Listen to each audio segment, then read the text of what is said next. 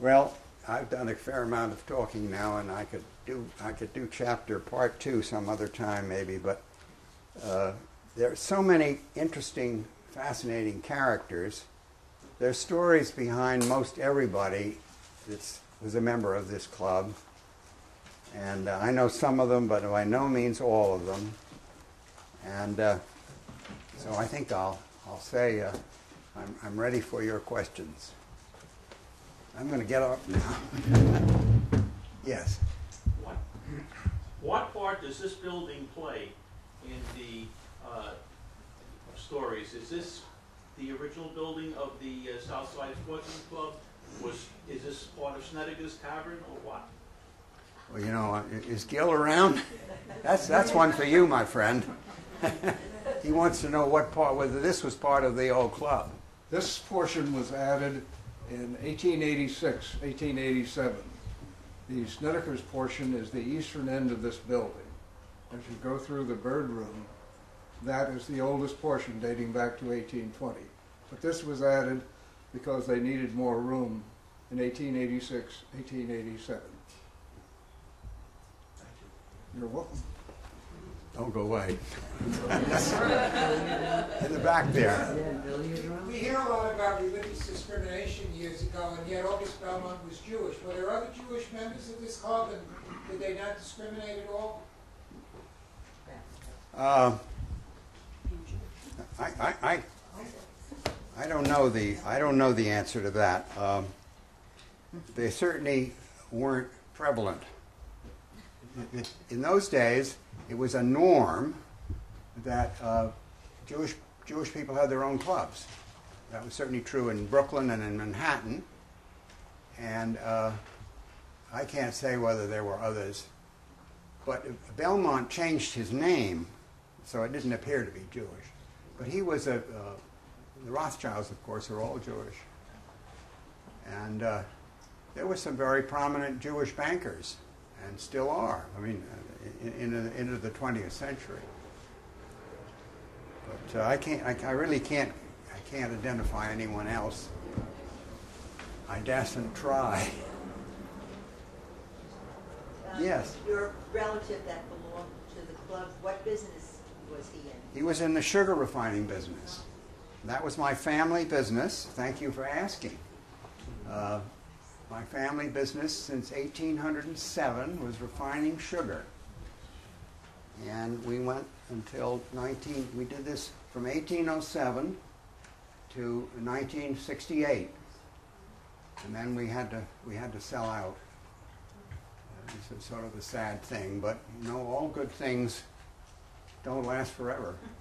Just like the Southside Club doesn't last forever. I don't know whether it would interest you, but if you're interested in that generation of people, try my book. I'm just trying to sell my book. Try my book, Fire Island: The Surf Hotel, because I focus on the Surf Hotel. The heyday of the circus, the heyday of the Surf Hotel is the same time as the heyday of the Southside Club, and it didn't last nearly as long. But in the 1880s and 1890s and 1910s, they were both going really strong. But people who wanted to swim in the ocean and deep sea fish, they would go to the Surf Hotel. The Surf Hotel was never a club. But the Way Yonder Club was a club. And the Way Yonder Club people generally would fish in the Atlantic Ocean. And that was men too. The clubs tended to be, in that century, the clubs tended to be single sex. You had mentioned earlier that this club has lasted so much longer than many other clubs. One of the things that I was wondering when you were saying that was, do you think the existence of, say, politically influential members like William Kingsland Macy allowed that to occur, and that after his passing in 1960, maybe reduce some of the political clout of the club and allowed the state to engineer it to take over? Well, to respond to that, I first of all have to say that W. Kingsland Macy was my uncle, so you may think everything I say is pro-Macy. He wasn't beloved in this district, but he was a member of this club, as was his son, whom I was first cousin of mine called Bill Macy, and there was another Macy. And I knew the Macy's that generation, but Macy ran the Suffolk County with an iron Republican with an iron fist, and but he did get in trouble with Governor Dewey, who was also a Republican. They had an enormous fight. I'm not exactly clear what it was over, but they had a big disagreement, and Dewey won. And after that, Macy didn't have much influence, political influence left. So I would think when he died, which was about 1961, his political influence had pretty much gone before he died. That's the best I can do for that. Yes? Yes, I have a question.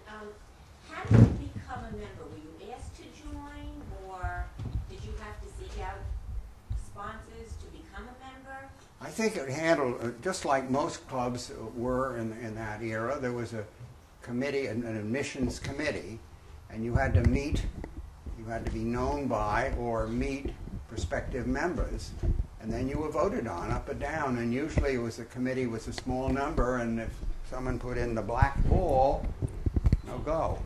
Was it kept to 100 members only, or did they Was allow what? it to? Was it kept to 100 members, or did they allow it to? I think they were extend? faithful to that, were They were faithful to 100 members. And did you inherit a membership if you were I don't a believe so. son? No, everyone had to go through the membership committee. I think if you were the son of a member, you were given a pretty good shot. I think you had to go through the process, as Gil said, but my guess is, because it's just the way normal things work, unless you were someone's son, you had a pretty good shot of getting in.